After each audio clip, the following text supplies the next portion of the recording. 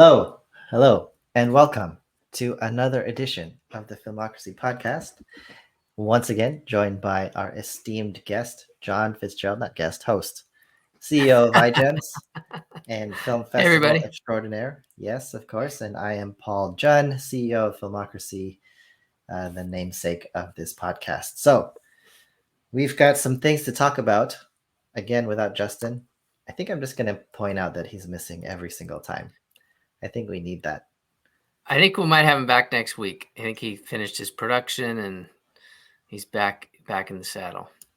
Who needs him? All right. I think we're talking about Cannes again, right? Cannes is still going. Top Gun, I hear, is receiving rave reviews. 5 minutes standing O. Our 60-year-old action hero.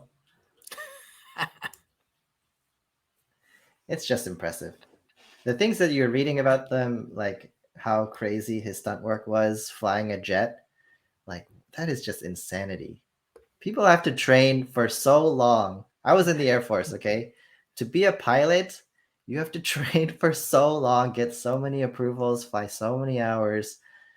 And for him to just like jump into it like that, that's like commitment and balls, really.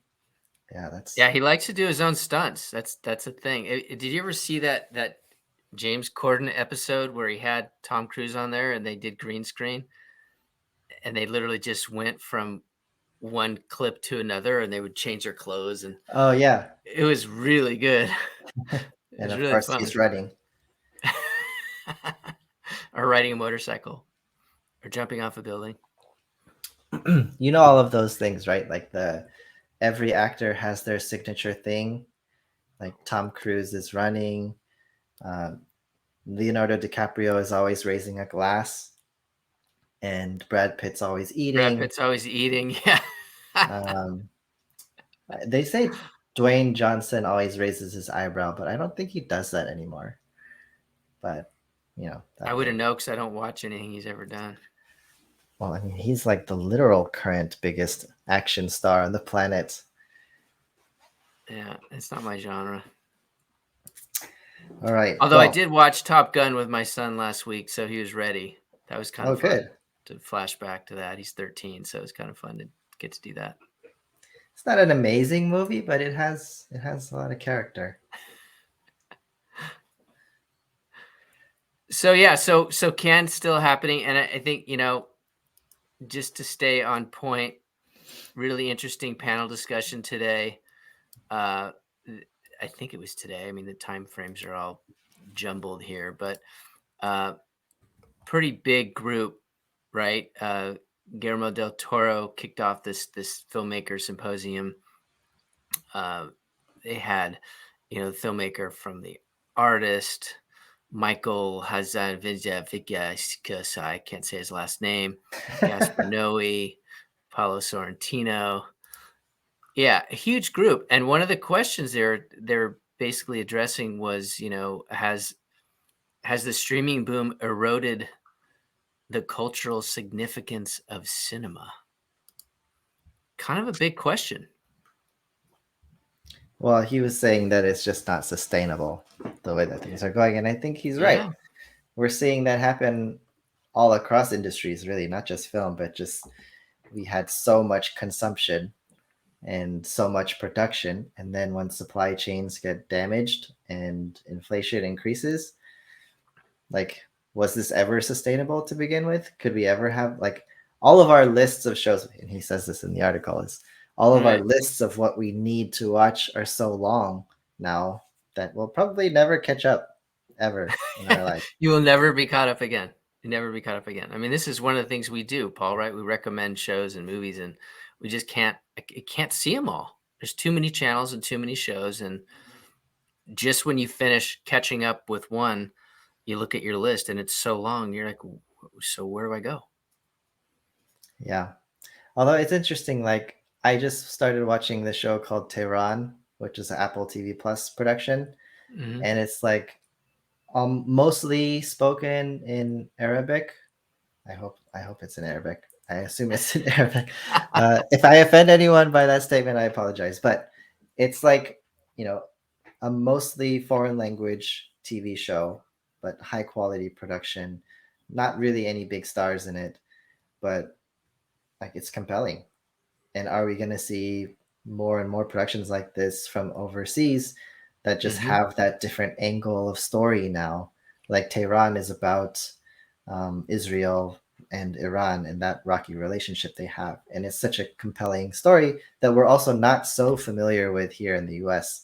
And so tapping into these not diasporas, but different cultural issues, Yeah. I think is a going to grow in Yeah, popularity. and I think similar to what they did, I give them a little credit for is Netflix kind of helped audiences in kind of mainstream discover documentary. I think they certainly had something to do with the spike in the interest in documentary, and I think to some extent you can say that they're kind of doing the same thing with some foreign films. There's a lot of kind of mainstream consumers that we would typically watch bigger shows with A-list celebrities that are stumbling on to these really interesting thrillers that are from another part of the world. And yeah, they can read subtitles or they can watch them dubbed, but either way, it's kind of broadening their horizon. And whether or not Netflix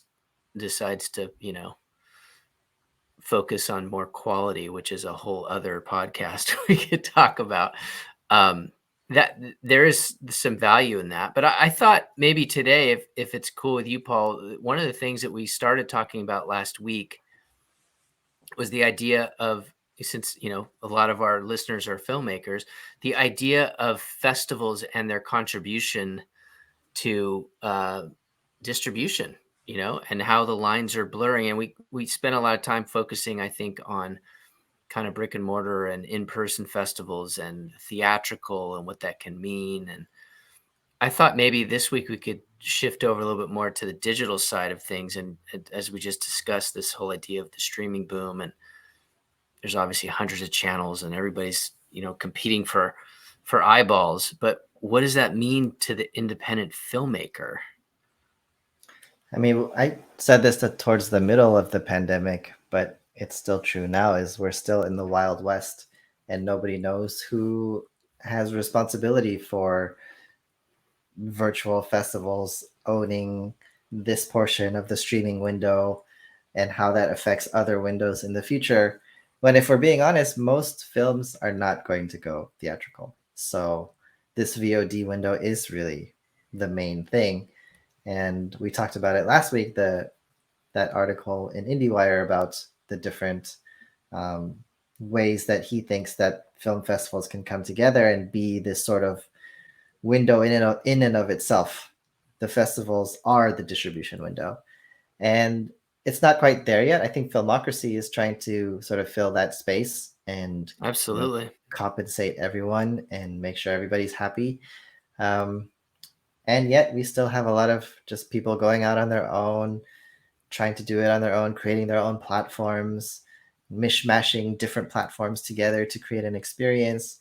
And there's not really a clear-cut solution of like what works best yet. So No, I think the other thing that's going to be tricky is that it's a great idea kind of on the surface. Filmmakers are looking for audiences. Audiences are looking to discover talent. Industries are looking to discover talent. It all kind of fits together.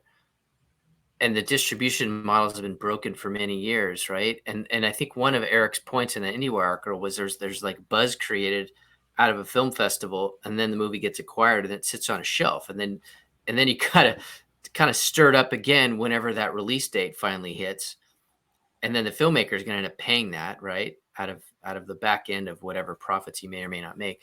The whole system just a little bit broken. But I was thinking earlier today about the idea of film festivals and film societies.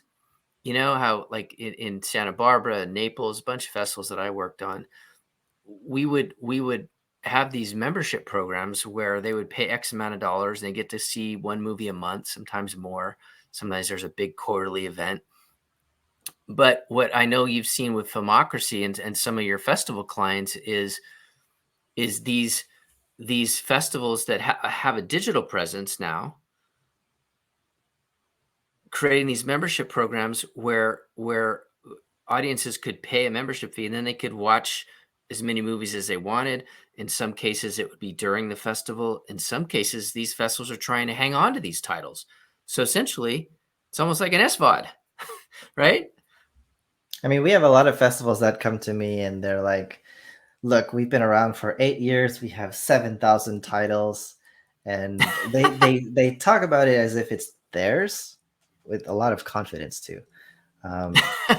So, I mean, that either tells me that they got the films and they kept the films, or they just feel so strongly that they can get the films again. Yeah, or do they tell the filmmakers that they're going to keep them on there that long? Yeah. I think, and again, everybody's still trying to figure out what is the best method here. But the reality is there's not so many opportunities. Like it seems like there are, but really the opportunities are mostly for the big players, the ones that are on Apple TV Plus and Netflix and Paramount. Like they're the ones spending all the money.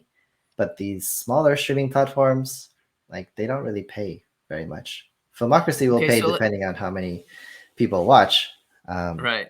But we're not at the scale yet. Let's just talk brass tacks for a moment here, because everybody's talking about what Netflix buys, what Hulu buys, what HBO buys. I mean, you can count on one hand the big streaming platforms, but the percentage of titles that are getting acquired out of the festival circuit that are playing in those major platforms is, I think, less than 1%.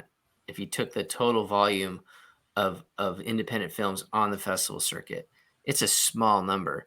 So then you go to the next level, right? So some people you ask, they say there's over 250 streaming platforms. I think Real Good has something like 250 on there. I think Roku has over 500.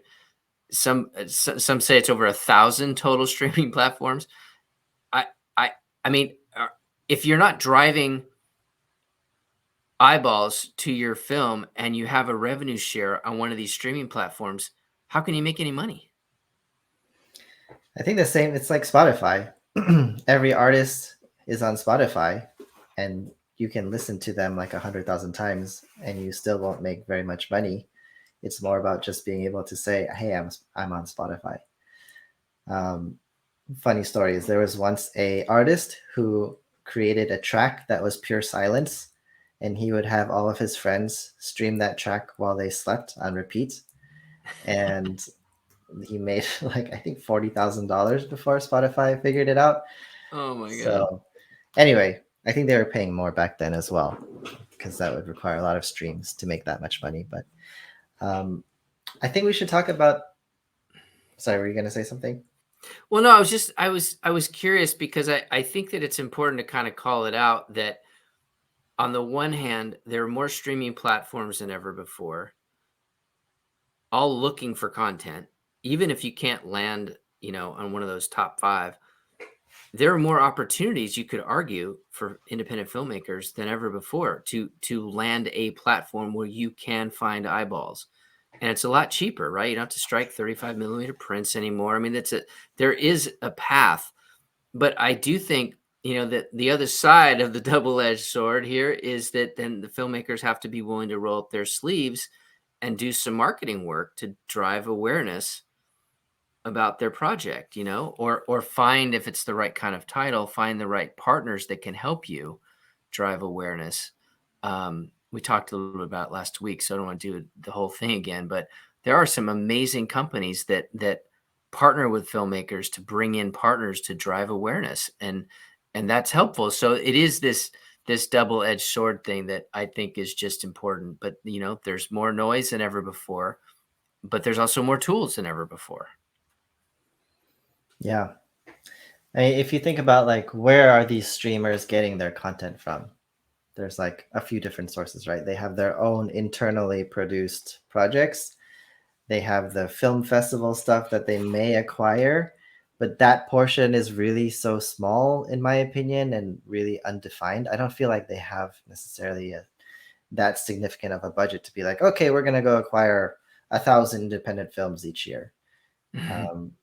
And then most of them, I think, most of the things that you see on these streaming platforms, you have direct deals from production companies with those streaming platforms or with studios, and they are putting it on themselves. They have the relationship already in place, and they get approval that this is what they want and they're looking for, and they go and make it. And if it's good enough, then the deal is complete.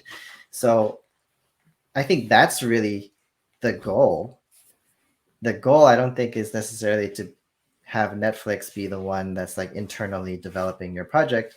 I think for most of the people who are independent filmmakers, the goal is to have a relationship with these bigger companies so that they trust you and you can bring your projects to them at any time and they'll listen.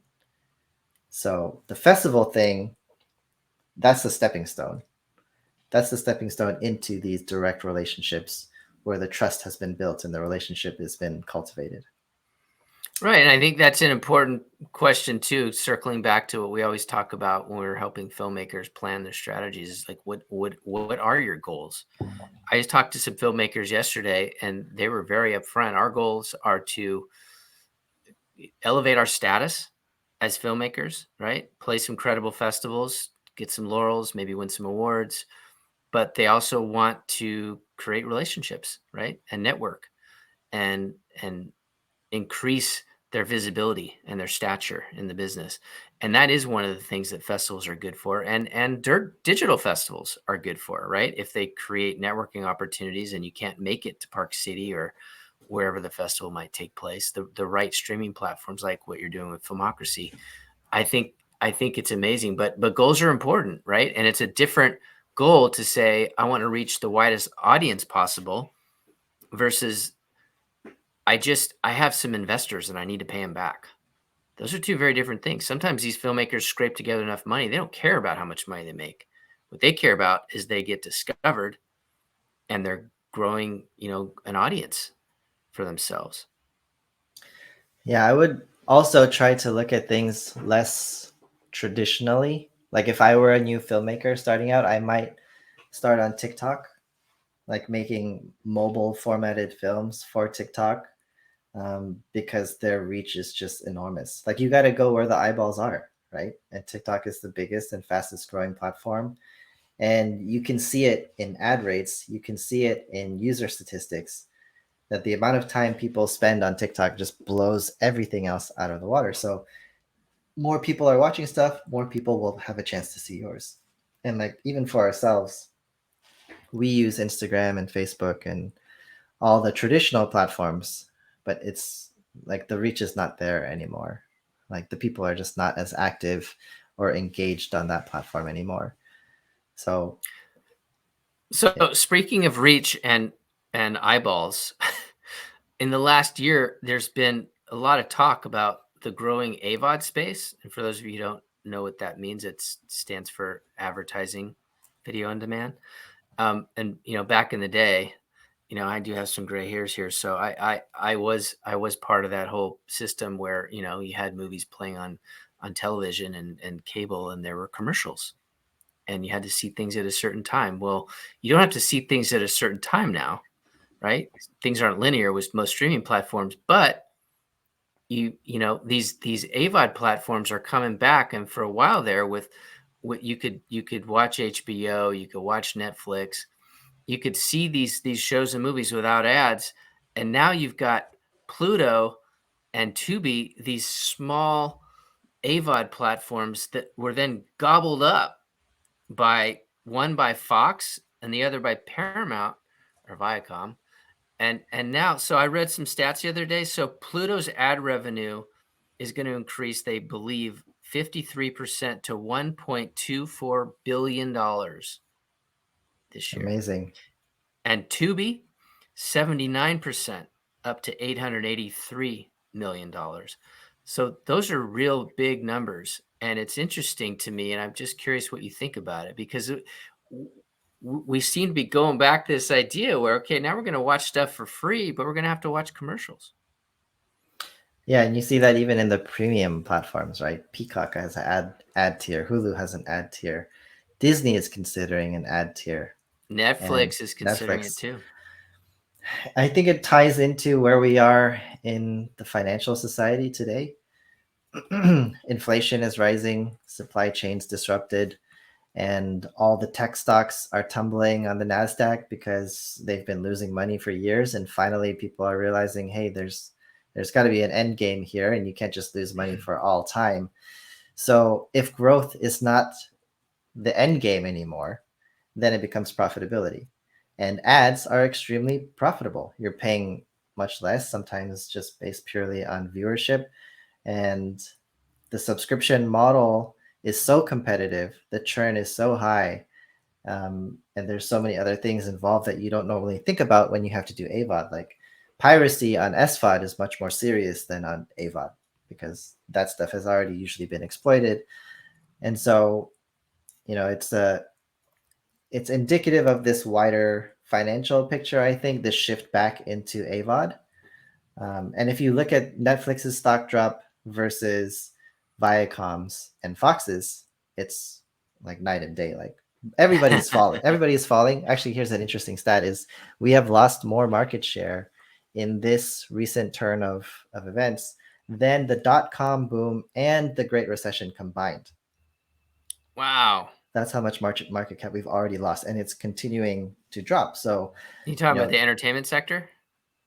No, like overall. Overall, okay. Yeah.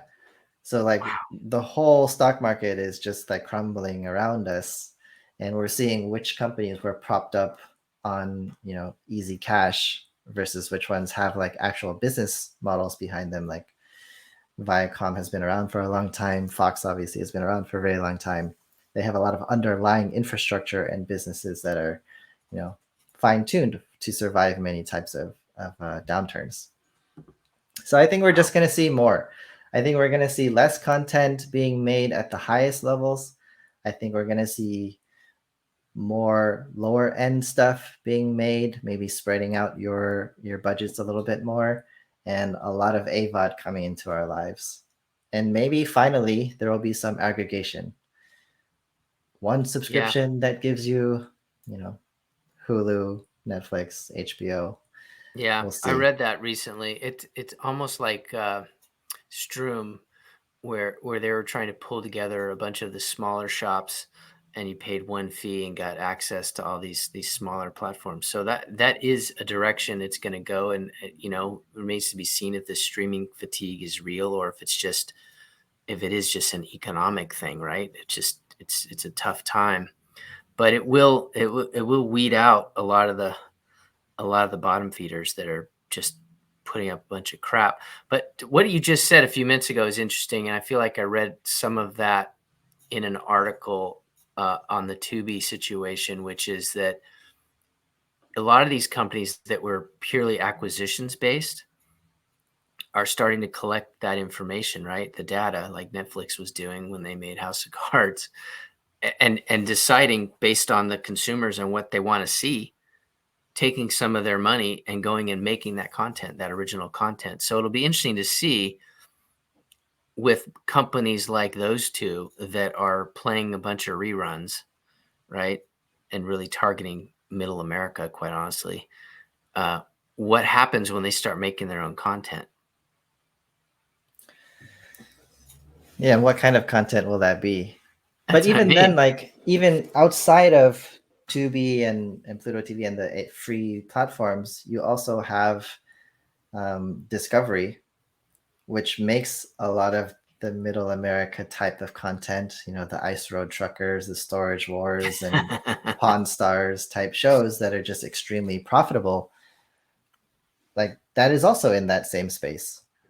Yeah. And I don't know, if I'm in middle America, I'm probably, I don't know, am I okay paying to watch Duck Dynasty on this new, whatever they're gonna call it, Warner Discovery? You don't need to. Platform? No, you don't need to.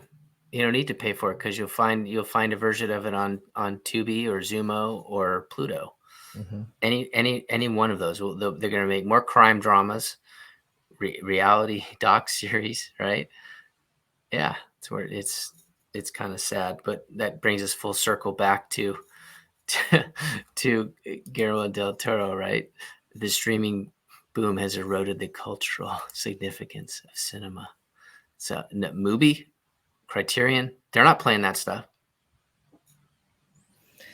Yeah. I think there's two opposing forces here, really, though. Like, obviously, Guillermo del Toro has this sort of like Hollywood and film used to be this like pinnacle of entertainment and should always be viewed like movies are Mhm. better than TV shows and there's a hierarchy Right. and all that. And he's right in some senses. Like, obviously, Scorsese also shares these sentiments, and Chris Nolan also has voiced opinions like this. Um, but I don't know. It feels a little bit like Old Man on the Rocking Chair on their patio. Yes and no. I agree with you, and I was a film snob. I have my film degree, and I never watched television, but we can all Was. agree. I You think heard it that here, yeah, ladies and yeah, gentlemen. You heard it here was. first. Was. But but the truth is there's some great TV in the last 4 or 5 years, and you had filmmakers like Steven Soderbergh, crossing over and making amazing television. So yes and no. I mean, I do think try not to focus too much on today's show about the theatrical experience. And obviously, I think we all agree we still want to be going to movie theaters to see certain movies. But if we're kind of paying attention to the independent filmmaker on our program and thinking, okay, so I've made an independent film, I'm going to do some festivals. What's next? I think it is the streaming platforms and how to leverage these festivals with digital elements to help generate audience. I've just we're looking at movies for Filmocracy Fest now, Paul, and most of the companies we're talking to, they want a screening fee and a rev share. So that's like a form of distribution, in my opinion. Yeah. It's the right path. Anyway, Yeah. that's all I got. That's all you got? Oh, That's all I got for today. all right. Well, I guess we'll just return to our normal lives, our non-celebrity lives where we're not on a podcast with so many viewers. Oh, this is fun. No, this is all good stuff. I mean, this is whether people hear it today or tomorrow or next month. I mean, this is topical and this is where it's going. And if you're an independent filmmaker, you got to pay attention to these new distribution models because it's changing every day. Yeah. Yeah. Final thoughts. I will say again, promoting my favorite movie of all time, Everything Everywhere All at Once. Go see it. It's still in theaters. Oh my God. But Yeah, it's coming to streaming platforms this week. if you are an independent filmmaker, the films that you make need to like they need to be shareable, like either word of mouth shareable, or it has to be have either a strong enough point of view or just be so creative or so executed so well that people want to talk about it. Because if you're Yeah. just making another film from a slightly different perspective or just like a slightly different demographic, that's fine and that's great, but it's not what's going to take you to where I think all of the listeners are trying to go. And the place that I think everyone is trying to go is kind of the career path that the Daniels are taking, which are the directors from Everything Everywhere All at Once.